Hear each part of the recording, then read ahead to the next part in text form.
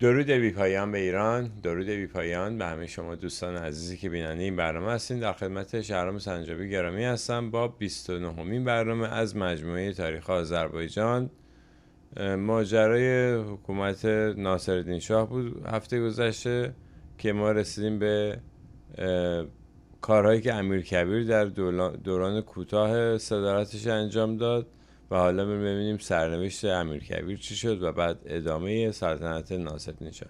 بریم پیش شهرام سنجابی گرامی. شهرام جان درود بر شما.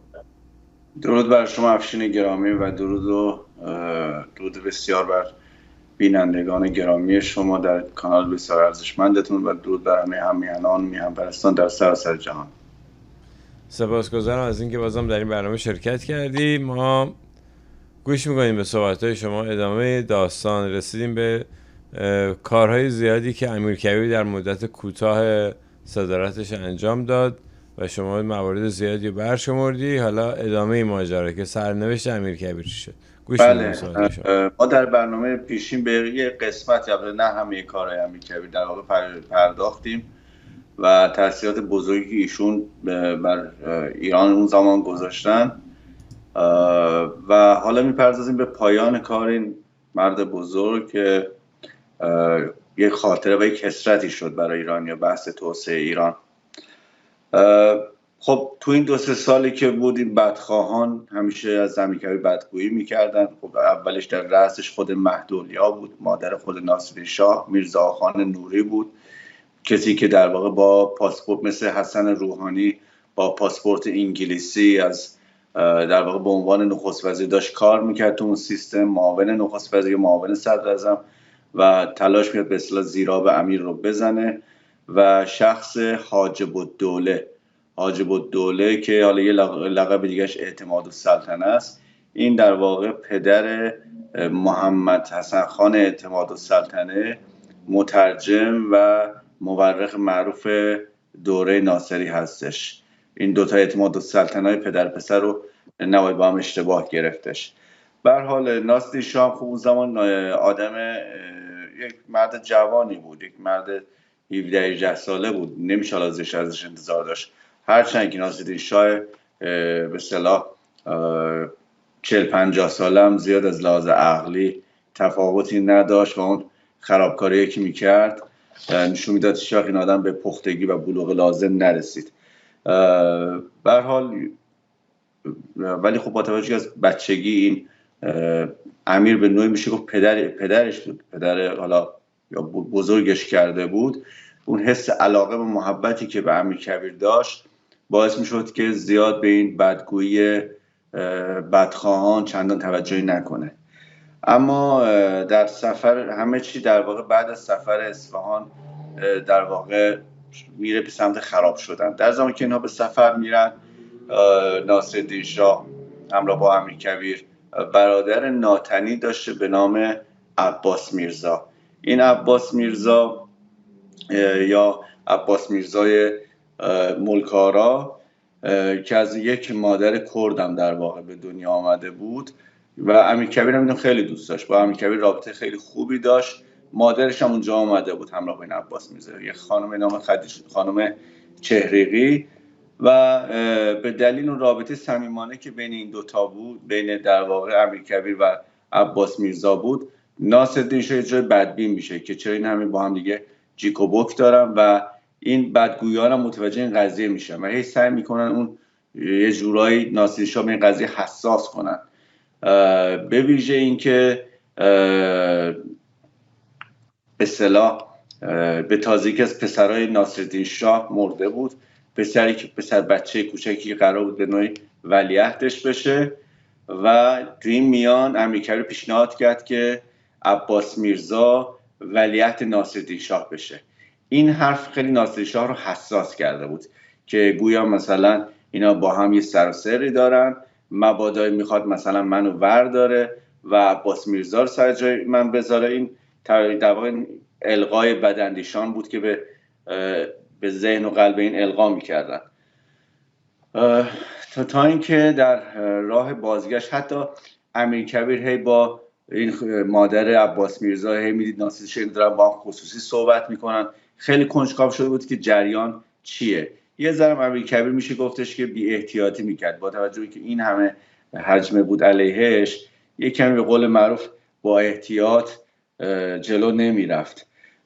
موقعی که از اصفهان نزدیک قم میشن، ناصرالدین شاه میاد و روی اون احساس بیم و نگرانی که نسبت به برادرش پیدا کرده بود میگه شما حاکم همین شهر قم هستید، میمونید تو همین شهر قم و در اونجا شما حکومت میکنید. یه نوعی در واقع تبعید محترمانه بودش که هم از تهران دور بشه و هم در اونجا بمونه و به اصطلاح نتونه به پایتخت نزدیک بشه و بهش صدمه بزنه. امیرکبیر اینجا کار عجیبی میکنه که همیشه خراب میکنه. امیرکبیر میگه نه، شما با مادرتون تشریف ببرید جلوتر، قبل از اینکه ناصر شاه بیاد شما برید تهران. بعد ناصر شاه به گوش ناصر شاه میرسه، خب طبیعتا خب خیلی عصبانی میشه، میگه اصلا برید اونا رو برگردونید. سر این قضیه با خود امیرکبیر بگو مگوشون میشه، یعنی سر یه خیلی مسخره‌ای اینا با هم بحثشون میشه. خب بعد از این قضیه دیگه ناصر شاه تصمیم میگیره که امیرکبیر رو در واقع برکنار کنه، چون دقیقا به قلبش افتاده بود که امیرکبیر میخواد در واقع عباس میرزا رو شاه بکنه و اینو کنار بذاره. ببینید اون بگو مگویی هم که تو قم پیدا کردن سر این قضیه، ناصر شاه دیگه خیلی بدبین کرد و در 20 آبان 1230 طبق این حکمی که من براتون میخونم امیرکبیر رو از کار برکنار میکنه. اینجا بهش میگه که ناصرالدین میگه که چون صدارت عظما و وزارت کبرا زحمت زیاد دارد و تحمل مشقت برای شما دشوار است، شما را از اون کار معاف کردیم، باید به کمال اطمینان مشغول امارت نظام باشید. همچنان به عنوان فرمانده کل قشون باقی میمونه و فقط به عنوان در واقع از صدارت برکنار میشه. امیرکبیر خیلی ناراحت میشه، اصلا به هم میریزه، انتظار نداشت که ناصرالدین که مثل فرزند خودش بود چنین کاری باش بکنه. درخواست میکنه که من میخوام شما رو ببینم، با هم حرف بزنیم و ناصرالدین خیلی محترمانه در واقع چیز میکنه، جوابشو میده، میگه جناب امیر نظام، به خدا قسم آنچه می نویسم عین واقعیت است. شما را قلباً دوست دارم و خداوند مرا مرگ دهد اگر بخواهم تا زنده‌ام از دست از شما بردارم. بعدش هم توی 24 آبان این میخواست ناصرالدین شاه سریع میرزاخان نوری رو وزیر کنه به توصیه مادرش و دیدار رو موکول میکنه به بعد از به اصطلاح همان روزی که قرار بود میرزا خان وزیر بشه یا صدر اعظم بشه. برایش جواب بهش میده ناصرالدین شاه که عذرخواهی میکنه بابت اینکه شما رو نپذیرفتم. میگه خدا شاهد است، امروز که شما را نپذیرفتم شرمنده‌ام، چه میتوانم بکنم؟ ای کاش هرگز شاه نبودم. حالا که این را مینویسم اشکم جاری است. اگر باور نمی‌کنید بی انصافید. کدام مادر قهوه‌ای میتواند در حضور من از شما بد بگوید؟ هر کس در حضور من از شما بد بگوید حرامزادم اگر نگذارمش جلوی توپ.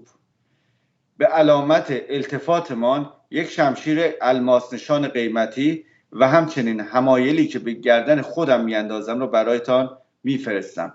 انشالله آنها رو میپذیرید و فردا به حضور میایید. خب ببینیم که چه اتفاقی میفته. آیا امیرکبیر به سلام ناصرالدین شاه میرود یا خیر؟ و امیرکبیر در مراسم سلام ناصرالدین شاه شرکت نمی کند. رو سر لج و لجبازی این دیگه به ناصرالدین شاه خیلی بر میخوره. خب به خاطر ناسلامتی پادشاه مملکت بوده دیگه، این خیلی بهش یعنی این رفتار اشتباه ناصرالدین شاه باعث میشه که این سوء ظن و این بدگویی که دشمنان میکردن این قضیه چند برابر میشه. کار به جای میرسه که ناصرالدین شاه وادار میکنه امیرکبیر رو که شما یه التزامنامه باید بنویسید 12 بند و باید امضاش کنید. تو این التزامنامه چی هستش؟ یه جا باید امیر نظام باید کمال شکرگزاری رو داشته باشه که در مقام امیر نظامی هستش. دوم، هر چی که من میگم فرمان پادشاه رو وحی منزل بداند. اینجوری در واقع میخواد در واقع بنای امیرکبیر رو کنترل کنه. میرزا خان نوری تا به وزارت میرسه یا صدارت میرسه، شروع میکنه خیلی سریع عزل و نصب‌های افراد با لیاقتی که امیرکبیر گذاشت میذاره کنار و یک سری افراد رو در واقع از افراد تبهکار رو با رشوه بر سر قدرت میاره و امیرکبیر تو این قضیه دخالت میکنه و نامه مینویسه به شاه و میگه که مردم بی سر و پا را با رشوه میخواهند صاحب منصب کنند. این غلام نمیتواند نظم دهد. خودش رو میگه بی نظم کارها پیش نمیرود. فرمان دیروز باید باطل شود وگرنه همه مردم به خیالات خواهند افتاد. این درد غلام را میکشد، یعنی امیرکبیر رو، که مردم بگویند آن نظم میرزا تقیخانی گذشت. یعنی تمام این کارهایی که من کرده بودم و این آدم داره با فساد و تبهکاری از بین میبره. حتی جالب میرزا خان چون میدونست که امیر ولکن این قضایا نیست، یک التزام نامه هم از خود امیرکبیر میگیره و به امضای خود ناصری شاه میرسونه که آقا ایشون در کار وزارت و در کارهای من دخالت نکند. خب کم کم اینا میگن که آقا در تهران بودنش هم خطرناکه، ممکنه ناصری شاه پشیمون بشه و دوباره بگه که آقا ایشون بیاد وزیر بشه. دوباره مهدولیا میرزا خان نوری یه طرف و در واقع مستر شیل وزیر مختار انگلیس از یه طرف میشینن زیر پای ناصری شاه که آقا حکومت کاشان رو بهشون بده با حفظ امیر نظامی و از تهران دورش کن و ایشون هم حکم رو میده. بعد یک اتفاق عجیب میفته که خیلی در واقع میشه گفتش که حماقت کامل سفیر روس رو اینجا میرسونه. سفیر روس که شخصی بود، پرنسس دالگوروکی احتمالا شنیده باشید، بین سفرای روس خیلی معروف است در ایران. شخصیت خیلی آدم تندخویی بود. زمانی که متوجه میشه زمام امور دست در واقع میرزا خانه، یک رفتار خیلی هیجانی و احساسی میکنه. نمیدونم اسم این رو ما هیجانی احساسی بذاریم یا یک توطئه بود از جانب روسا واسه خراب کردن امیرکبیر. هر چه کس با یک سری از به اصطلاح کارمنده عالی رتبه سفارت و یک سری قزاق‌ها میرن در خونه امیرکبیر. به امیرکبیر اعلام میکنه شما تحت الحمایه روسیه هستید، ما شما رو جزء تبع روسیه میکنیم و ناصری شاه نمیتونه به شما چپ نگاه کنه و حتی اینجا قزاقا رو من میذارم نگهبان، کسی به اینجا نزدیک نشه. امیرکبیر میگه قبول نمیکنه، نمیپذیره.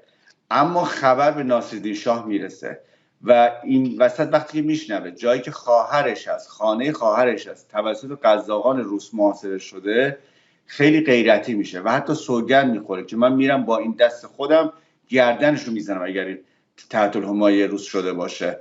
و بعد میاد و حتی این قضیه باعث میشه حتی منجر به دستگیری امیرکبیر، یعنی امیرکبیر رو تحت الحبس میارن. امیرکبیر میگه اصلا من هرگز نه به این دولت روس نه بدون دولت روس هیچ وقت ننگ من تن نمیدم که برم تحت الحمایه بشم. ولی این کار واقعا ناصرالدین شاه، این اشتباه پرنس دالگوروکی ناصرالدین شاه رو از لحاظ روانی به هم میریزه. یعنی احساس میکنه که همین روسیه مثلا پشت امیر هستش و عنقریب است که او را واژگون و برکنار کنند و امیر رو حالا یا کسانی که به امیر هستن رو بر سر قدرت بیارن. سر این قضیه 2 هفته بعد تمام مناصب نظامی، تمام مناصب کشوری و دولتی رو از امیر میگیرن، هم اون به اصطلاح امیر نظامیش رو، فرمانده کل قشون رو، حتی حکومت کاشان رو. و تحت الحفظ 30 آبان با خانوادهش، با همسرش عزتالدوله خواهر ناصرالدین شاه و مادرش به کاشان میفرستن.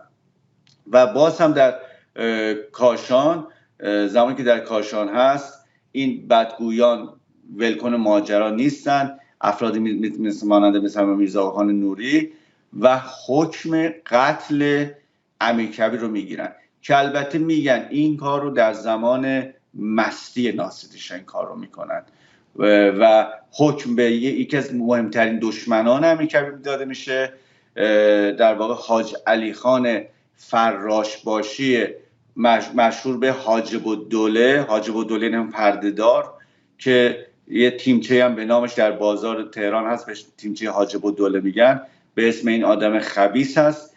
اینا شروع میکنن حرکت میکنن و میرسن به فین کاشان.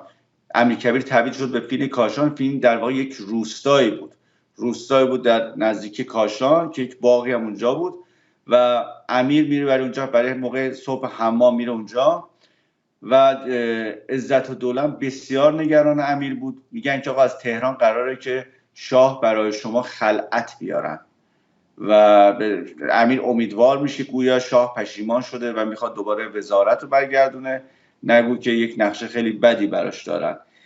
اینا میرن اونجا و وقتی که این حاجب الدوله میاد میبینه که یک جارچی سلطنتی هم اونجاست، شخص به اسم علی اکبر بیگ، که این حالا واسه چی اومده بود کاشان؟ در واقع نامه مهدولیا به دخترش نوشته بود. این جارچی آمده بود تا جواب نامه در واقع عزت الدوله رو به مادرش از امیرکبیر بگیره، بره تهران بده به دست مهدولیا. بعد دست این علی اکبر بیگو میگیره حاجب الدوله، میبرش داخل حمام، میگه داستان اینه، من این حکمو دارم، اومدم در واقع امیر رو خلاص کنم.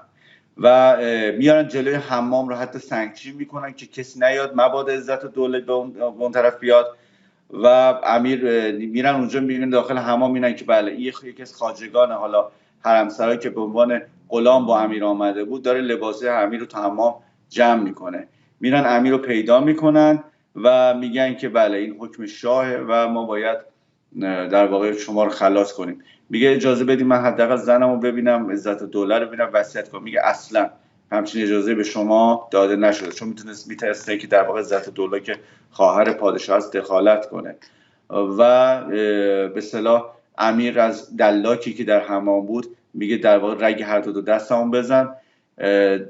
امیر در واقع خون ازش میره به زمین میفته روی دو دستش و اینا هم داشتن همجور نگاه میکردن تا اینکه به اشاره حاجب الدوله یک میر غضبی که با خودشون از تهران آورده بودن لگدی میزنه روی در واقع روی زیر کتف امیر به زمین میفته، دستمالی توی دهن امیر کبیر میذاره و خفش میکنه. و بعد اینها میرن، همین حاجب الدوله با اسب اومده بودن نه با کالسکه، با اسبای تیزپا برمیگردن تهران که در واقع خبر بدن که ما کار رو تمام کردیم. این حکم رو که در واقع ناصرالدین شاه به حاجب الدوله هم داده بودش، من شرحش رو براتون میخونم تا بدونید که داستان از چه قراره. حکم ناصرالدین شاه به عنوان حکم قتل. چاکر آستان ملائک پاسبان، فدوی خاص دولت ابد مدت حاج علی خان پیش خدمت خاصه، فراش باشی دربار سپهر اقتدار مأمور است که به فین کاشان رفته میرزا تقی خان فراهانی را راحت نماید و در انجام این مأموریت بین الاقران مفتخر و به مراهم خسروانی مستحضر بوده باشد. خب این اتفاق که میفته در روزنامه وقایع اتفاقیه که خود امیرکبیر این روزنامه رو راه انداخته بودش، می نویسن که امیرکبیر دچار در واقع بیماری بوده و وفات میکنه، یعنی از قتلش هیچ چیزی نمی نویسن. ناصرالدین شاه بعداً بسیار بسیار پشیمان میشه و از لحاظ روحی تاثیر بسیار بدی بر روی ناصرالدین شاه میذاره. این باعث میشه حتی بعدها که کسانی از نزدیکان خودش رو از منصبی برکنار میکنه در واقع حتی حکم قتلشون هم نده که مبادا اون داستان امیرکبیر تکرار بشه. جالب اینجاست که دولت انگلیس که نقش مهمی در برکناری امیرکبیر داشت، ببینید که چه اعتراضی انجام میده دولت بریتانیا نسبت به این ماجرا. دولت انگلیس این امر شنی را در واقع این امر شنی وحشی منشانه را شنید و گفت هرگاه پس از قتل بی‌رحمانه مرحوم امیر گناهان دیگری از این قبیل صورت یابد بر دولت انگلیس لازم خواهد بود که به دقت بپرسند آیا شایسته فخر تاج انگلیس و لایق حقوق مملکت آدمی منش انگلستان است که وزیر مختار آن مقیم مملکتی باشد که در آنجا مشاهده کند که ارتکاب اموری را که آنقدر مصادم انسانیت باشد. یعنی میگه که ما اصلا اینجا اصلا نباید وزیر مختار بفرستیم، اینا مثلا آدم نیستن. دقیقا با این چیز داره تعبیر میکنه. بعد ببینید چی داره میگه سفیر بریتانیا، همین آقای شیل میگه ایرانی ها چنان مردمی هستند که نه قانون دارند نه ایمان. این اصطلاحی که در واقع بریتانیا برای تحقیر ایرانی ها به کار میبره بعد از قضیه امیرکبیر. البته دولت روسیه هم به این کار اعتراض میکنه نسبت به این قضیه و در مطبوعات انگلیس قتل امیرکبیر خیلی منعکس میشه. خب بعد از این قضیه خب میرسیم در واقع به ماجرای میرزا آقاخان نوری، وزیر انگلیسی همین آقای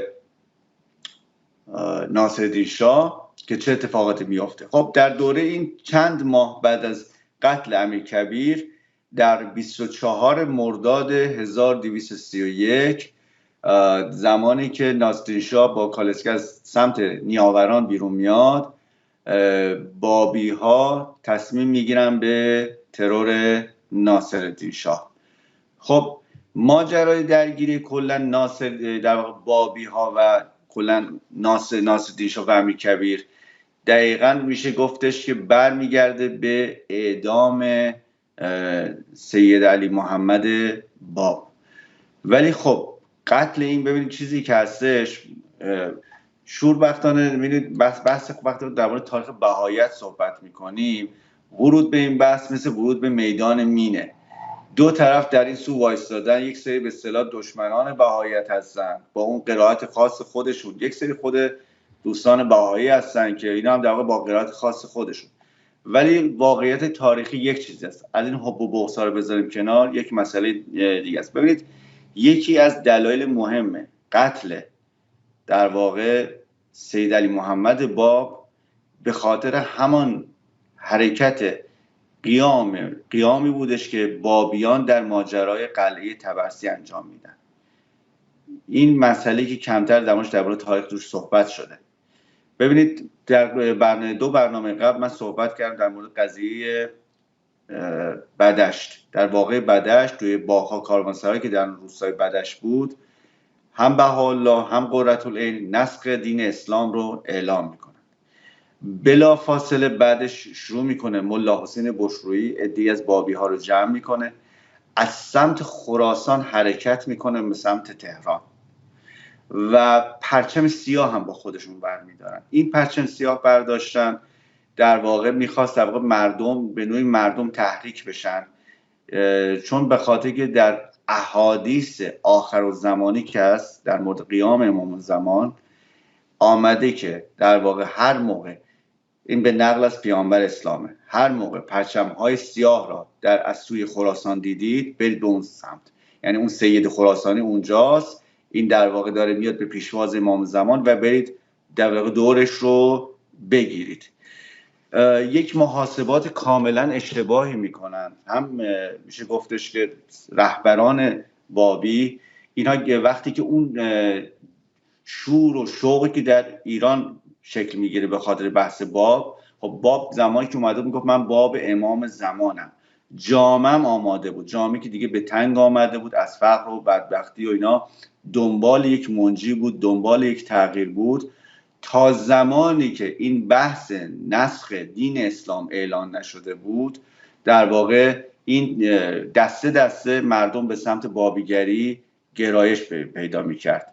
تا اون موقع هم فعلا باب رو تنها کاری که حکومت انجام میداد این بود که ایشون رو توی قلعه چهرق دور نگه دارن تا این به اصطلاح مسائل حالا کم رنگتر بشه و تا 6 سال هم نزدیک 6 سال اگه اشتباه نکنم زنده نگه داشتن، یعنی به باب آسیبی نزدن. حتی اون اوایل که باب در حضور ناصرالدین شاه و امیرکبیر در تبریز استنطاق میشد، با این آخوندا بحث میکرد، تلاش میکردن ناصرالدین شاه که اصلا به نوعی حکم بگیره که بابا این از لحاظ روانی مشکل داره که قضیه رو در واقع رفع و رجوع بکنه.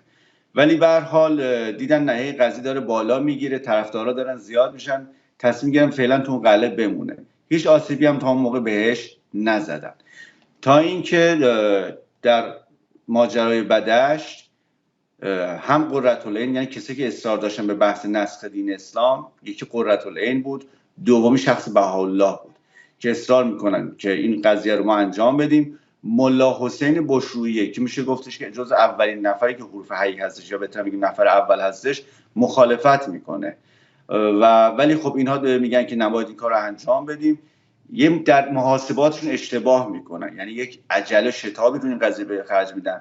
شاید اگر مثال دارم میزنم تلاش میکردن مردم رو دور خودشون جمع کنن، به قول ما حداقل 10 سال 15 سال بگیرن، اون میخ خودشون بکوبن و بعد بحث نسخ دین اسلام اعلام کنن، این اینقدر مخالفت دشمنی با اینا بلند نمیشد. ولی اینها شتاب میکنن، به سرعت این قضیه رو انجام میدن، حتی باعث میشه اونجا یک سری بابی ها از اینا میبرن و باز هم بلافاصله در یک حرکت کاملا هیجانی و کاملا احساسی اینا شروع میکنن یک حرکت مسلحانه. چه زمانی این قضیه اتفاق میفته؟ تیر ماه 1227، 1 ماه 2 ماه قبل از مرگ محمد شاه قاجار.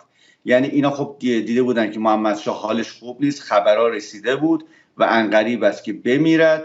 خب تو سایر ولایت هم کمابی شورش بود. اینها در این تفکر بودن. حالا نمیدونم الگوشون یا پیامبر اسلام بود که رفت مدینه رو گرفت و حکومت تشکیل داد، یا شاه اسماعیل که تبریز رو گرفت و تشیع رو گسترش داد. اینا گفتن ما در واقع حرکت میکنیم با همون کانسپت آخرالزمانی، پرچم سیاه امام زمان رو برمی‌داریم میبریم جلو، روستا و شهرهای مختلف به ما ملحق میشن و ما میریم تهران رو میگیریم و بعدش هم به اصطلاح حضرت باب رو هم آزاد میکنیم. محاسبات کاملا غلط و میان تو اون قلعه طبرسی اونجا گیر میکنن. خب میدونم شرش رو بهتون گفتم چه بلایی سر اینها میاد و این آغاز شورش بابیان در شهرهای مختلفه که خونریزی خیلی زیادی هم میشه، در نیریز، در زنجان، در قزوین. خب تعداد زیادی هم از بابی‌ها هم از مسلمانان از هر دو طرف کشت و کشتار میشن. این قضیه باعث میشه که هم ناصرالدین شاه و هم امیرکبیر که تازه به قدرت رسیده بودن، از ترس اینکه یک جنگ داخلی غیر قابل مهار بشه تصمیم بگیرن تا باب رو بکشن، که به قولشون هم قائله رو بخوابونن، چون بگن رهبرتون دیگه از بین رفت، حالت ناامیدی به اینها دست بده. و همین که به اصطلاح کسی که داشت تبدیل به یک بت میشد بگن آقا این کسی که میگفتید این نه معجزه‌ای داره نه چیزی. جالبه که باب رو تیرباران کردن، یعنی اولین بار که خب قبلا گردن میزدن، دار میکشیدن، اولین کسی که اعدام میشه با تفنگ در واقع سید علی محمد باب هست. عمدی هم بود، می‌خواستم بگم آقا نمیتونه خودش رو نجات بده و به اصطلاح اعدام میشه و حتی برای بی احترامی بر جسدش میبرن در واقع بیرونش میندازن توی کانالی و یک سلیمان خان تبریزی که این سلیمان خان بعدن تو قضیه ترور ناصرالدین شاه به صورت فجیعی هم اینو اصلا میکشن. میگن که میاد در واقع جنازه رو ور میداره میبره در تهران در یک امامزاده‌ای که بعدها انتقالش میدن به سمت حیفا که الان در همون جایی که الان مقام اعلی هستش. به هر حال بعد از اون دیگه درگیری ها شروع میشه، یعنی بابی ها به عنوان اینکه به اصطلاح شورشگرن فتنه‌گرن دارن مملکت رو به هم میریزن، باشون برخورد میشه. حالا دو تا عقیده هست در مورد اینکه چرا امیرکبیر با اینا برخورد میکرد. یکی در واقع مخالفان بهاییت هستن. مخالفان بهاییت میگن نه، اینها چون جاسوسان انگلستان بودن این شبکه بابی ها، بهاییت امیرکبیر چون یک آدم ملی بود واسه همین اینها رو میکشتش. ما هیچ نوشته یک سندی نداریم که امیرکبیر به بابی ها به عنوان در واقع جاسوس خارجی نگاه کرده باشه. این در واقع میشه گفتش که برداشت و ذهنیت افرادی مانند آقای عبدالله شهبازی هستش که اینجوری داره به قضیه نگاه میکنه، یا افراد اون که حالا از نگاه ضد بهایی نگاه میکنن. خود بهاییان ادعا میکنن که نه، امیرکبیر آدم بسیار متشرعی بوده، بسیار مذهبی بوده، به خاطر مرتجع بوده و به خاطر بدون طرفدار از آخوندا. این هم باز درست نیستش، به خاطر اینکه امیرکبیر با امام جمعه تهران خیلی مشکل داشته و آخوندا هم چندان دل خوشی از امیرکبیر نداشتن. بزرگترین مسئله بوده همین در واقع شورش‌ها و جنگ‌های داخلی بوده که سر این قضیه راه میفته. این قضیه خاله جالبه، شبیه این قضیه رو ما بعدها در دوران خودمون مجاهدین انجام میدن.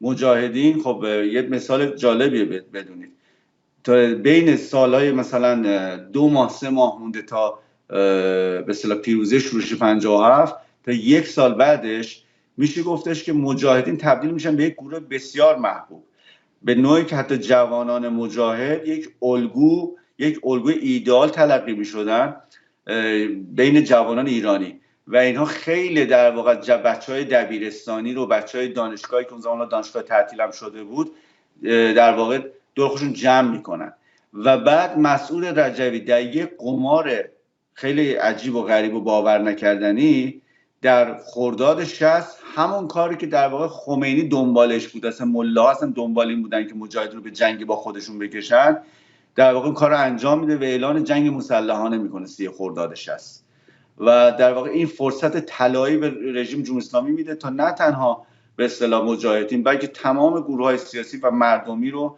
به صورت فجیعی در واقع سرکوب کنه. و بعد شبیه همین حرکتی که ملا حسین بشرویی انجام میده و حرکت میکنه به سمت تهران، تو قلعه طبرسی گیر میکنه، مریم رجوی انجام میده. مجاهدین جمع میکنن، حالا در ابعادی گسترده تر، مسلح فلان، و در یک خط، در یک ستون روی جاده آسفالته میفرستن که بله تشریف ببرید، میریم به شهر به شهر، مردم به ما میپیوندن و ما تا تهران همینجوری پیش خواهیم رفت. که البته توی یک سری خب 2 تا شهر هم میگیرن، کرند و اسلام آباد غرب، و حتی تعدادی از این حزب اللهی‌ها و پاسدارا و امنیتی رو اونجا میکشن و میرن به سمت کرمانشاه که میدیم داستانش که دیگه صیاد شیرازی، این کسانی که داشتن از جبهه فرار میکردن، نظامیان فراری رو جمع میکنه، نیگاه تازه نفس از تهران میاره، حوالیزم کمک میکنن و اینها رو خیلی راحت قل و غمشون میکنن. خیلی عجیبه که تاریخ به این صورت حالا در شکل‌های مختلف تکرار میشه و همین بهانه میشه برای خمینی که در اون فاجعه تابستان 67 رو وجود بیاره و در واقع زندانی اونجا رو مثل برگ خزان به زمین بریزه. بر روی تاریخ مثل که همش در حال تکرار شدن هست، منتها به شکل‌های مختلف شوربختانه. به هر حال حالا با توجه به این ماجراها و این کشت و کشتارها و جنگ‌های داخلی، بابی‌ها تصمیم میگیرن که ناصرالدین شاه رو ترور کنن. خب اینجا بعد از اشاره کنیم به بهاءالله و نقشش از این بعد که وارد صحنه میشه. بهاءالله حالا چیزی که ما مطابق حالا چیز تاریخ بهایی داره میگیم، مورخین بهایی میگیم، خود سید علی محمد باب برادر کوچک بهاءالله رو، میرزا یحیی نوری یا لقبی که داشت یحیی صبح ازل رو به عنوان جانشین خودش انتخاب میکنه. بهایی اعتقاد دارن این در واقع یک انتخاب سوری بود، به خاطر اینکه انتخاب واقعی سید علی محمد باب شخص بهاءالله بود و برای اینکه این از صدمه دور بماند این برادر کوچکتر رو به نوعی سپر بلا کرده بود. این چیزی که حالا بهایی بهش باور دارن.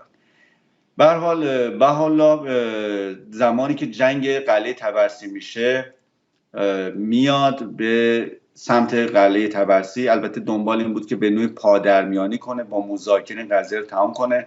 میرزا حسین نوری یا همون حضرت بهاءالله مردی به اصطلاح ملاک بود، ثروتمند بود، در منطقه نور و مازندران نفوذ زیادی داشت، همچنین با اشراف قاجاری خیلی نشست و برخاست داشت و دوست بسیار صمیمی به اصطلاح همین میرزا آقاخان نوری بود.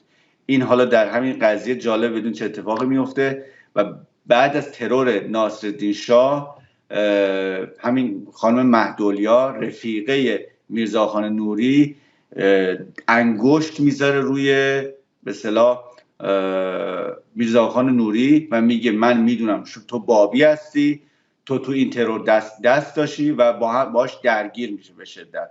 و حتی میرزا آقاخان نوری برای اینکه در واقع قضیه از خودش رفع اتهام کنه چندین تن از بابی ها هم میکشه. به هر حال برگردیم به عقب. بهاءالله در واقع بعداً آزاد میشه.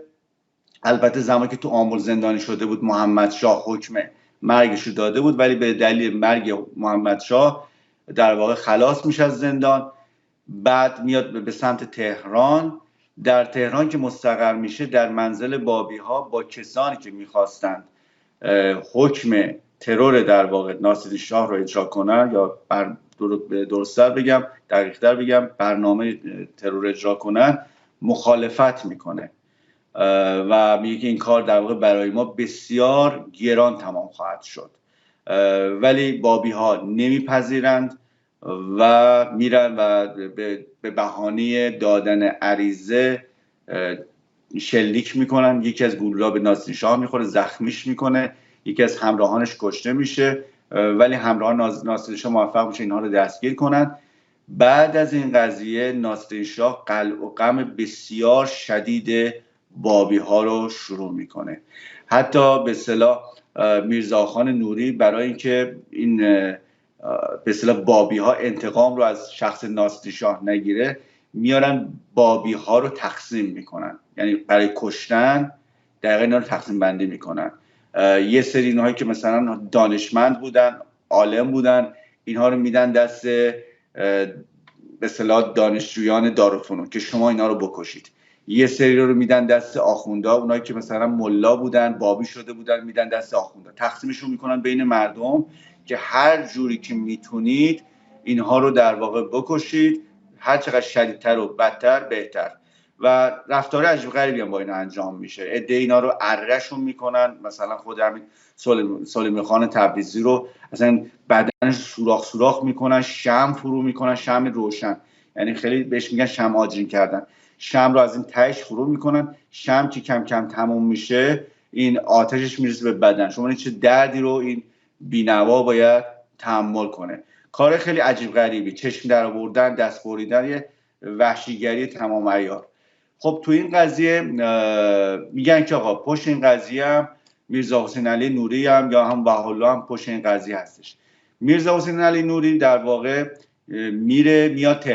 میاد تهران میشنوه که همچین اتهامی پشت سرش هست، میخواد از خودش رفع اتهام کنه. میگه من میرم با شاه صحبت میکنم، من زیر بار این قضیه نمیرم. میاد توی خونه خواهرش، در واقع خونه شوهر خواهرش و خواهرش، که شوهر خواهرش هم میرزا مجید آهی منشی سفیر روسیه بوده. خبر میرسه که در واقع میرزا حسین علی نوری در تهران هست. ناصری شاه دستور میده که بگیرنش و در سیاهچال در واقع اونجا دستگیرش کنن. یه یوغی هم به گردنش میندازن که چند ماه همچنان به گردنش بود. آسیب زیادی هم میبینه، حتی اون رد یوغ هم تا زمان مرگش روی بدنش میماند. و میرزا بهاءالله میگه که من در اون حالت زجر و فشاری که بود، حوری الهی رو من دیدم که در واقع رسالت رو به من داد و من گفتش که تو همون من یسهر الله هستی و رسالت این هستش که در واقع مردم رو به راه جدید هدایت کنی. حالا منظورش هم حوری بهشت، همون چیزی که در اسلام بهش میگن حالا جبرائیل. به هر حال سرانجام در واقع تو این قضیه سفیر روسیه بعداً وساطت میکنه و بهاءالله رو آزاد میکنه. حالا یکی از چیزهایی که باعث شده بود که این انگ در واقع همکاری میرزا آخان نوری بهش بخوره و مادرش متهم کنه، مادر ناصری شاه متهمش کنه به قضیه ترور، این بود. بهاءالله رو مدتی در واقع امیرکبیر از ایران اخراجش کرد و فرستادش کربلا. و حتی زمانی که بهاءالله در کربلا بود به نزدیکانش میگفتش که من همان امام حسینم که برگشتم، ولی اینو نمیخوام اعلان عمومی بدم. بعدن که امیرکبیر در واقع فوت میکنه، میرزاخان نوری دعوتش میکنه و بهاءالله رو به ایران برمیگردونه. حتی بعضی از حالا مورخین میگن که اصلا شاید بحث در واقع قتل امیرکبیر در واقع به خاطر توطئه بابیانی بوده که در دربار نفوذ داشتن. عباس امانه که مطلب جالبی داره در این مورد که بعد نیست با هم دیگه بخونیم. از نامه سلیمان خان تبریزی. پس از تبعید امیرکبیر به کاشان، سلیمان خان همونه که چیز هستش، شمع آجینش میکنن، کسی که در واقع جنازه باب رو هم برداشته بود آورده بود به تهران. خطاب به سید جواد کربلایی از بزرگان بابیه برمی آید که بابیان به حکومت میرزا آقاخان خوشبین بودند و صدارتش را مایه پیشرفت کارشان می شمردند. سلیمان خان می نویسد: امیر نظام به حمدالله تمام شد، معزول ابدی گردید، الان در باغ فین کاشان محبوس است. میرزا آقاخان اعتمادالدوله، یعنی همان آقاخان نوری، وزیر و صدر اعظم گردید. انشاءالله امورات بهتر نسل خواهد گرفت. البته جناب ایشان باید خیلی زود تشریف فرما شوند که وجود مبارک ایشان مثمر ثمر است. این اظهار شادمانی بابیا در واقع از برکناری امیرکبیر و شادی ایشون از به روی کار آمدن میرزاخان نوری، این شایبه رو در بعضی از مورخین آورده که شاید یا احتمالاً بابیا توی قضیه قتل امیر دست داشتن و بلافاصله که این ترور ناصرالدین شروع میشه، چون ناصرالدین تو این بحث مشارکت داشته تو کشتار بابیا، میگن که احتمال هر دو قتل چیزی سر بابی‌ها باید باشه. به هر حال بعد از آزادی در واقع از ایران بهاءالله رانده میشه و به بغداد میره. در بغداد و هم خودش هم خانوادهش و همچنین برادرش به اصطلاح یحیی صبح ازل. خب در بغداد بهاءالله متوجه میشه که این مسیری که در واقع بابی ها میرن، این شورش و این درگیری، این ترورها راه به جایی نمیبره و با یحیی صبح ازل در واقع سر این موضوع اختلاف پیدا میکنه. کلا این دوتا برادر کم کم با همدیگه درگیر میشن. یکی بر سر رهبری جامعه بابی بود و دیگری به اصطلاح به قول معروف اینجوری بگیم که بر سر شیوه در واقع ادامه آیین بابی. خب صبح ازل همچنان به بحث جهاد چیز داشت، میگفت نه ما باید بریم جهاد کنیم، فلان کنیم، بزنیم بکشیم، ناصری شاه از بین ببریم و بهاءالله به شدت با این قضیه مخالف بود. این اولین و مهمترین چیز بود که بین دو تا برادر اختلاف میفته. حتی سر این قضیه بهاءالله قهر میکنه و میگه آقا جان شما که حالا میخواین بفهمید رهبری کنید و من اصلا همچین رها میکنم میرم، و میره به سمت کردستان، همین اصطلاحاً کردستان عراق امروز. در اونجا با صوفیان و دراویشی نقشبندی اونجا همنشین میشه. مدتی در واقع میشه گفت 2 سال گوشه نشینی و عزلت اختیاری رو انتخاب میکنه. بعد از سرانجام بزرگان حالا بابی میرن برش میگردونه و میگن که اوضاع چندان خوب نیست، بابی همه نامیدن، نمیدونن آینده چی میشه و خواهش میکنن که میگن برگرد شما رهبری رو بر عهده بگیر. به خاطر اینکه حالا صبح ازل رفتارهای خاص خودش رو داشت، خیلی دوست داشت به قول معروف به نوعی پنهان بمونه، در غیب به اصطلاح باشه و بابی‌ها در واقع مونده بودن که باید چیکار کنن.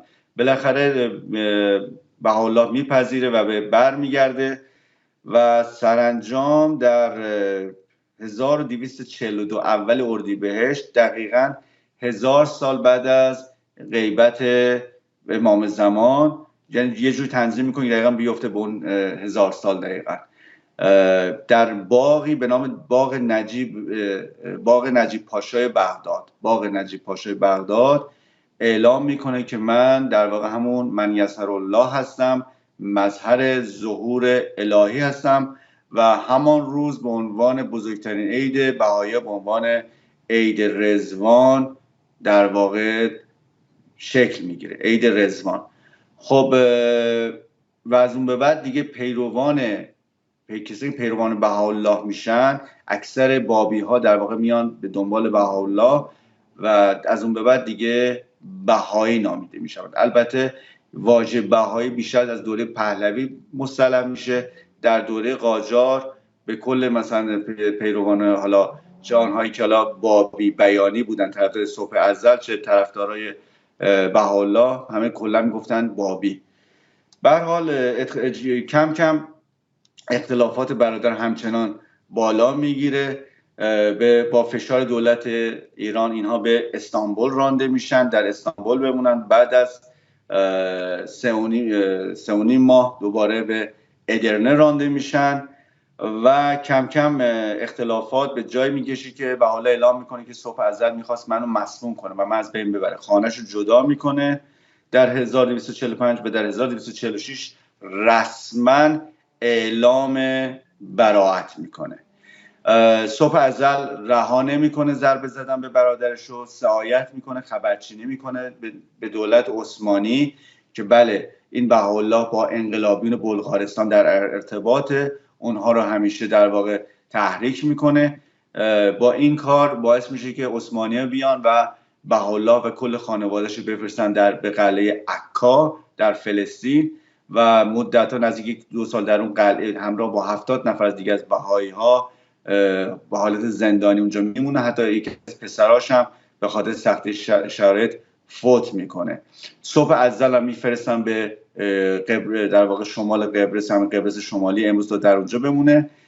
اتفاقی که میفته این هستش که صبح ازل اعلام میکنه از این به بعد تمام طرفدارای من تقیه کنن و به اصطلاح خودشونو در واقع هیچ وقت دیگه بابی معرفی نکنن و اینها میان بابی های طرفدار صبح ازل که کینه سختی هم از بهایی داشتن به خاطر اینکه روابط اینها در بغداد به خون کشیده میشه.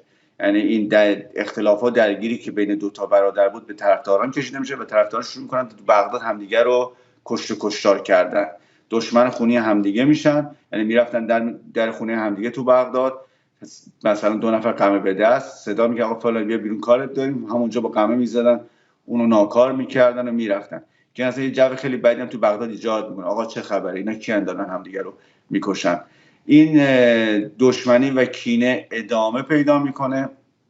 ازلی ها تبدیل میشن خود در واقع مسلمانان 2 آتشه، حتی راه پیدا میکنن به منازل به اصطلاح آخوندا و مراجع بزرگ و اینها رو هی بر علیه بهائی‌ها تحریک میکنن. حتی گفته میشه که ازلی ها نقش بسیار مهمی در به اصطلاح شکلگیری انجمن حجتیه داشتن و جالب بدونیم که بعد از خب بهاءالله میره در عکا و بعداً هم پسرش عبدالبها، دولت بریتانیا به نوعی از بهائی‌ها حمایت میکنه. این هم یادتون باشه این همیشه یک شیوه است. وقتی که یک کشوری که مثلا در اون یک اقلیت مذهبی یا قومی وجود داره و حالا به هر علتی محرومه یا تحت ستم قرار میگیره یا هر چیز دیگری، همیشه این کشورهای هنوزم همینجوری، یعنی آمریکا الان این کارو میکنه، انگلستان این کارو میکنه، اون اقلیت رو تحت پوشش خودش قرار میگیره. چرا؟ چون این اقلیت معمولا اقلیت متشکل هست، بی‌پناه هم هست و در واقع خیلی راحت با اون در واقع حاضر هستن کارهایی که اون قدرت بزرگ میگه که براش انجام بدن، چون دنبال یک پناهی هستن. روسیه هم برای اینکه سرش بی کلاه نمونه میاد این وسط و ازلی ها رو مورد حمایت و ساپورت خودش قرار میده. و ازلی ها میگم این چیزی که 2 برنامه پیش صحبت کردیم، تبلیغات بسیار دامنه‌داری که زمان شاه علیه بهایی راه میفته، یک قسمت زیادش رو همین ازلی های مسلمان شده حجتی بر علیه بهایی هدایت میکنن و حتی اینها در درون بهایی نفوذ میکنن و با محافل بهایی، محافل روحانیشون آشنا میشن. حتی چه کسی عضو فلان محفل روحانیه. محافل روحانی در واقع محافلی هستن که به نوعی هدایت بهایی رو در هر شهر و منطقه بر عهده دارن و اینا رو شناسایی میکنن و بعد از انقلاب میفتن به جون همینا و تعداد زیادی از اعضای محفل بهایی دستگیر میشن. فقط اعضای محفل نبودن، افراد عادی بهایی هم بودن و نزدیک به 220 نفر بهایی از اول انقلاب تا پایان دوره رفسنجانی اعدام میشن. 220 نفر اعدام میشن با 2 تا جرم مشخص. یه جرمشون که به اصطلاح بهشون میزدن هم بحث عضویت در فرقه ضاله بود.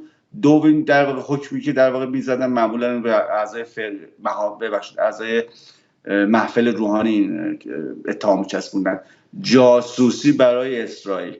این چیزش جاسوس برای اسرائیل هم این بودش که خب چون میدونید محفل جهانی بهاییت در شهر حیفا هستش، در اسرائیل هست، گزارشات که از جامعه بهاییت به اونجا ارائه میشد اینا میگفتن که شما در واقع به عنوان مخبران اسرائیل دارید کار میکنید. با این اتهام تعداد زیادی از این اعضای محافل روحانی رو میکشن. البته فقط به این قضیه پایان ختم نمیشه.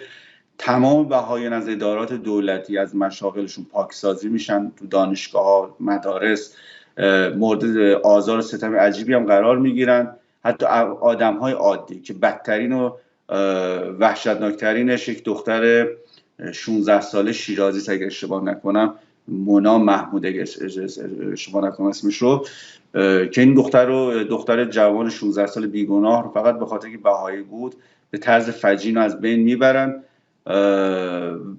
آزارها حالا نه فقط در دور کردن از به قول مشاغل دولتی، حتی این تا 10-12 سال پیش من برای دوستای خودم دیدم در ایران اتفاق افتاده، دوستای بهایی، حتی برای یه دونه پروانه کسبم اینها رو مورد آزار قرار دادن. مثلا این پروانه کسب رو نمیدادن، آزار میدن. یا اینکه فقط البته اینم ناگفته نمانده، بهایی دوچار آزار مضاعف بودن به نوعی. حداقل تا 15 سال پیش، 10 سال پیش، حالا این در ایران الان وضع بهتر هستش، به نوعی از جامعه هم طرد میشدن. یعنی وقتی که مثلا میدیدن یک جامعه مسلمان شیعه، مثلا میدید که مثلا بچهش تو مدرسه دوست بهایی داره، میگفتش که مثلا نری خونه‌شون رو، باهاش اصلا ارتباطتو قطع کن. یا مثلا اینو من با چشم خودم دیدم، مثلا در همین تبریز مثلا با دختر، مثلا با دوست بهایی من دوست بوده، حتی ارتباطشون خیلی جدی میشه. پسر زمانی که میخواد مثلا بره به خواستگاریش، میگه که حالا من میخوام بیام خواستگاریت، فقط بدون مثلا خانواده مشکل نداره که من بهاییم. بعد دختره مثلا خیلی عصبانی شده، تو چرا از اول به من نگفتی بهایی هستی؟ مگه مثلا میدونستم تو بهایی هستی ازم با تو راه ارتباط نمیگرفتم؟ یا مثلا دیده شده که مثلا حالا دختره قبول کرده، خانواده گفتن که نه ما مثلا حالا به بهایی دختر نمیدیم. و خب میدونی این چه اثر خیلی بدی واقعا روی از لحاظ روی روح و روانی مردم میذاره. البته خب الان من شنیدم اوضاع بهتر شده، اون وضعیت فاجعه بار بهتر شده، ولی خب بهایی‌ها واسه این قضیه راه‌های مختلفی پیدا کردن واسه اینکه از این ضرب زور در واقع بیان بیرون. مثلا یکی از راهکارهایی که پیدا کردن برای بحث مدارسشون و به خصوص اخراج از دانشگاهشون،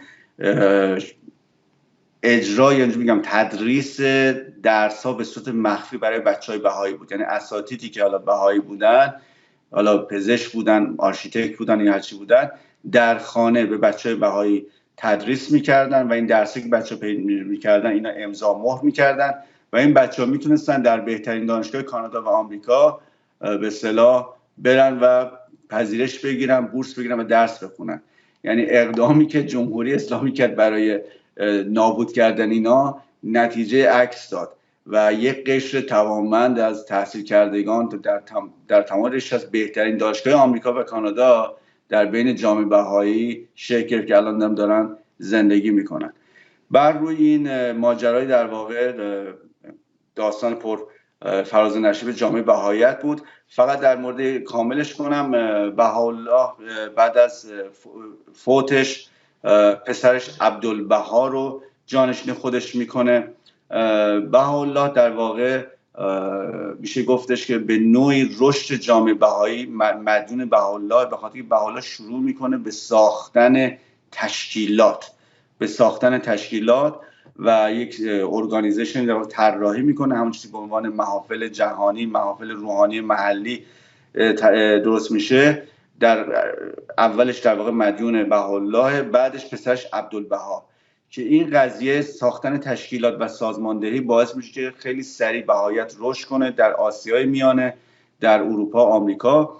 پسرش عبدالبها در واقع شروع میکنه سفرهای رو انجام دادن، به مصر میره، به فرانسه میره، انگلستان میره، در کلیساها یا در هتل‌های مختلف سخنرانی میکنه، به آمریکا میره، به شهر مختلف، به کانادا سفر میکنه و مورد خیلی استقبال هم قرار میگیره.